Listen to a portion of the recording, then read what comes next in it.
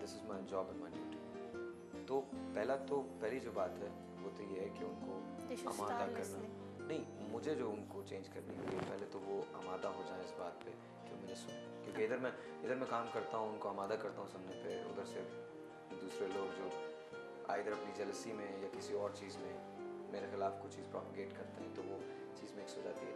तो अभी ये सबके साथ है। हज़रत अली ने फरमाया तुम जितना ऊपर जाते रहते हो तुम्हारे दुश्मनों में इजाफा होता रहता है। मैं तो खैर अपना दुश्मन किसी को भी नहीं मानता, लेकिन हाँ, मुखालफतें ज़रूर हैं। तो पहली चीज़ जो मुझे चेंज करनी पड़ती है और मैं कर रहा हूँ वो है वो willingness to actually listen, because हमारे साथ ज़रा सी ये ड्रॉबैक रहा कि हमें लोगों ने ये नहीं बताया कि सोचना कैसे है, थॉट प्रोसेस क्या होता है और क्यों होता है, किसी भी चीज़ के पीछे वो जो क्यों का क्वेश्चन है ना वो नहीं बताया। रियलिटी क्या है और living in a dream world क्या है वो हमें किसी ने नहीं बताया। And reality bites, reality does bite. तो असल में प्रॉब्लम ये है। तो my first and foremost priority is to make sure कि मैं लोगों को आमादा करूँ कि वो मुझे सुन सके। When would you say that you've made a difference? What is that point where you would be saying? Now I say I made a difference now. Yes, if you would have asked me this question a couple of months back, I would have said no. Now I think I've made a difference. बहुत सारे लोग आते हैं जो मुझे मिलते हैं, मुझसे कहते हैं ये हुआ ये हुआ ये हुआ, बट मेरी बात को समझने की कोशिश कीजिएगा, मैंने उनकी ज़िंदगी में कोई डिफरेंस नहीं पैदा किया, अपनी ज़िंदगी में किया। I am not looking for making a difference in people's life, I am making a difference in mind. Because, and I'll tell you कि क्या जुमला क्या, इस जुमले का मतलब क्या है। Not being selfish, but I'm trying to tell you कि क्या जुमला है, इसका मतलब क्या है। इसका मतलब ये है कि देखिए, मेरी कोई चीज़ भी ऐसी नहीं है जो मेरी है। हर चीज़ मुझे खुदा ने दी है। मेरी आवाज़ से लेकर मेरी सोच तक, मेरी सोच से लेकर मेरी ज़बान तक, मेरी ज़बान से लेकर मेरे हाथ तक, ये जो मूवमेंट्स हैं ये सब खुदा की दी हुई है। तो ये तो मेरी कोई अपनी चीज़ क्रिएट की हुई है। अच्छा, और जो इल्म मेरे पास है वो मेरे बड़ों का दिया हुआ है। मेरी अपनी तो जहन की कोई भी क्रिएशन नहीं है, मैं तो हूँ मैसेंजर, मैं देता हूँ। अच्छा, फिर जो लोग उसको सुनते हैं और अपने आप को तब्दील करने की कोशिश करते हैं, इम्प्लीमेंट करने की कोशिश करते हैं, वो लोग हैं जिनकी अपनी क़ुव्वत इरादी इतनी मजबूत होती है कि वो मुझे सुन के ये कहते हैं ठीक है जी, आई थिंक हमको ये चीज़ समझ में आ रही है, हम इसको चेंज कर लेते हैं। तो मैंने तो किसी की ज़िंदगी में कोई डिफरेंस पैदा नहीं किया, लेकिन अगर उस मैसेज की वजह से, उस इल्म की वजह से जो दूसरों का है और उस सलाहियत की वजह से जो खुदा ने मुझे दी है, लोगों ने अपनी ज़िंदगियाँ तब्दील की हैं, तो मैं समझता हूँ कि मुझे जिस काम के लिए खुदा ने भेजा है, आई थिंक वो हो रहा है। और वो सेटिस्फैक्शन जो है वो ये कहती है कि एक सेंस ऑफ अचीवमेंट जो है मेरी इस सेंस के अंदर कि जब मैं I am very scared man, I am telling you, I am scared of only two things, my own self and God. God is of course the first one. तो आई एम रियली स्कैर्ड कि जब मैं ऊपर जाऊँगा तो फिर क्या होगा। और ये सबक मुझे मुल्ला वाहिदी की किताब से मिला था, and that sentence totally changed me, totally changed me. नबी करीम हज़रत मोहम्मद मुस्तफ़ा सल्लल्लाहु अलैहि वसल्लम वहाँ मौजूद होंगे और फरिश्ते मुझसे सवाल करेंगे खुदा की मौजूदगी में कि आप जो काम तो हैं, और या खुदा मुझसे सवाल करेंगे, मुझे नहीं मालूम वहाँ क्या स्कीमेटिक्स होंगे, कौन सवाल करेगा कौन नहीं, आई डोंट नो, लेकिन मुझसे सवाल ज़रूर होगा कि मैंने जो तुमको बोला था क्या हमने तुम्हें सलाहियत दी थी बोलने की, सोचने की, शऊर दिया था, और तुम्हें माइक भी फराहम किया था, तुम्हें टेलीविज़न पे भी हम लेके आए थे, तो क्या तुमने वो काम किया? And I really hope I can say yes I did, I really hope, क्योंकि अगर वहाँ मुझसे वो गलती हो गई तो फिर तो बड़ा मसला है। What exactly is the result you're looking for? In what sense? You are in a procedure, you have your preachings that you want to change the mindset of people. My question continues, it's from your answer, I picked up from your answer the next question, that you want to change the perception of the people, you preach people that we should come up. That's what I'm asking, that what do you think, what are you looking for, what is the result you're looking for? I do not understand, आपका सवाल नहीं मुझे समझ में आता, but now I get it. I'm not looking for anything. मेरा result जो होगा वो ये होगा कि even when I'm gone, the work continues. तो बस यही रिजल्ट है। आई थिंक अगर हम इसी को देख लें इस सेंस के अंदर कि इंस्टीट्यूशन जो है, लोग कुछ भी नहीं होते, हज़रत मोहम्मद मुस्तफ़ा सल्लल्लाहु अलैहि वसल्लम टीचिंग्स हैं जिन्होंने इस्लाम को इतना बड़ा किया, उनकी सुन्नत पे लोग चलते हैं, उनकी बातों को लोग मानते हैं, तो और ये प्रॉफिट से आप सब कुछ लेते हैं। तो आई गेस मैं उनके गुलामों का गुलाम, उनके गुलामों के खाक की खाक, कम से कम मैं इतना ज़रूर चाहूँगा कि जो बात अगर मैंने कहीं किसी को ज़रा सा भी कोई इन्फ्लुएंस किया है या कोई ज़रा सा भी कोई पॉजिटिव चीज़ लेता है तो वो मेरे बाद भी जारी रहे। कोई दूसरा साहिर लोधी आ जाए। Sahir Lodhi is basically nothing, और anyone is anything, no nothing, no one is anything.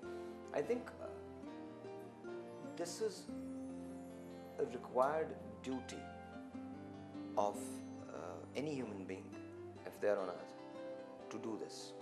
Again, there are only two ways in life. One which is right for you, and one which is the right way.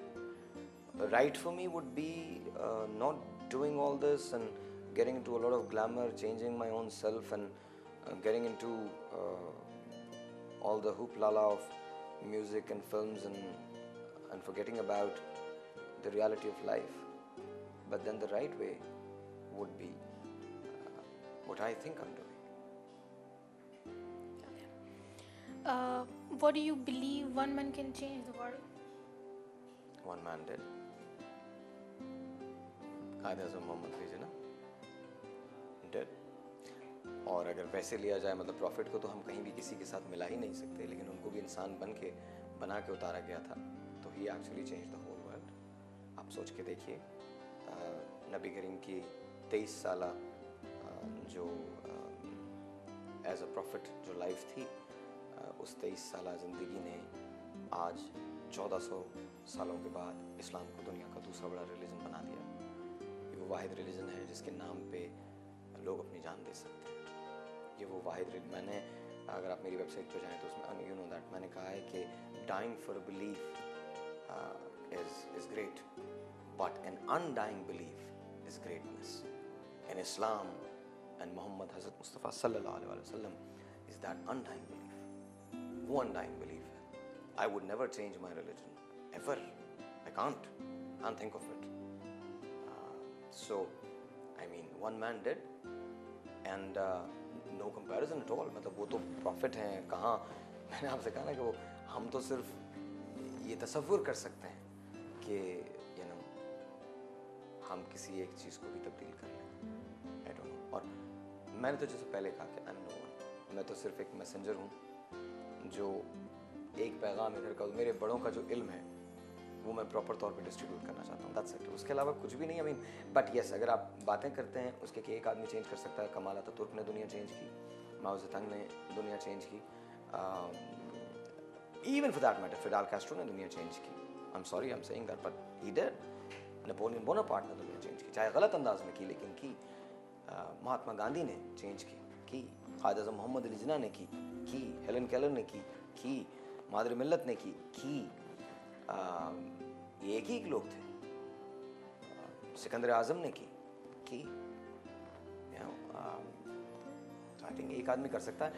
I am not at all like that, but I think one can hope कि एक दिन ज़िंदगी के अंदर आप ही में से कोई आएगा जो बहुत कुछ चेंज कर दे। It's a common belief that the world is getting selfish. Do you agree? No. Okay. I think हम भूल रहे हैं कि अगर हम बहुत सारी ब्रूटैलिटी की मिसालें देखते हैं तो वहाँ बहुत सारी मिसालें काइंडनेस की भी हैं, मर्सी की भी हैं। ऐसा नहीं है, सारी चीज़ बुरी नहीं है। I don't think it's getting selfish. It's a bit faster than what it used to be, but I don't think it's selfish. What is the most important thing to teach children all over the world today? That they're only humans. वो सिर्फ इंसान है। They're only humans, nothing else. और ये बच्चों को समझाना बहुत ज़रूरी है। इससे पहले कि कोई कैटास्ट्रॉफी आए और दुनिया एक बार फिर ख़त्म हो जाए और दोबारा से रीबिल्ड करना पड़े, आई थिंक ये समझाना बहुत ज़रूरी है समझाना। Upbringing a child is a big responsibility, and to certain extend ये हमारी जिम्मेदारी भी है कि हम अपने से जो छोटे बच्चे हैं उनको नर्चर करें, उनको सिखाएं कि ज़िंदगी कैसे गुजारनी होती है.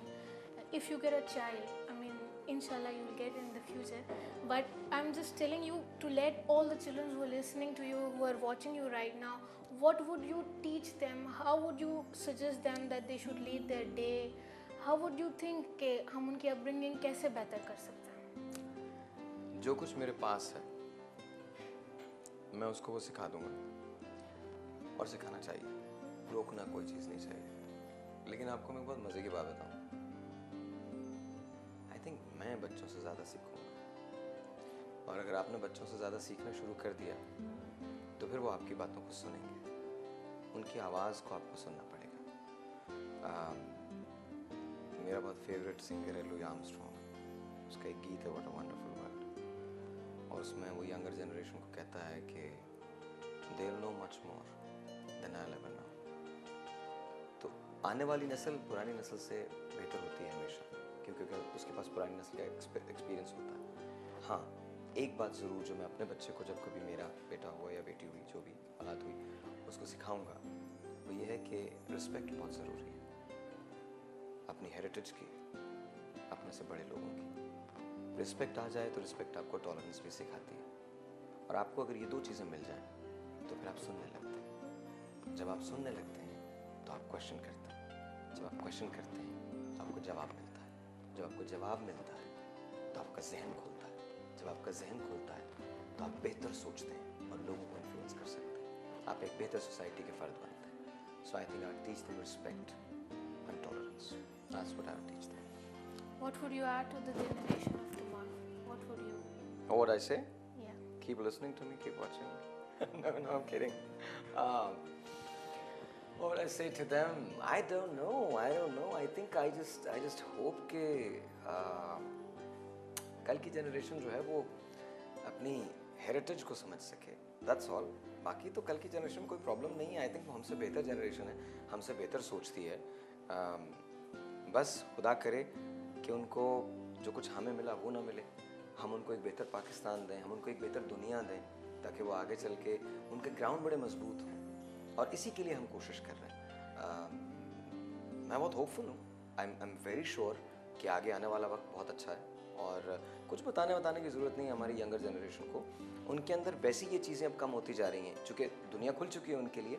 तो वो ये जो हमारी पुरानी फरसूदा रिवायात थी कि क्लासेस थी और ये थी वो थी, वो आहिस्ता खुद ही कम हो रही हैं. वो उसको नेगेट कर रहे हैं.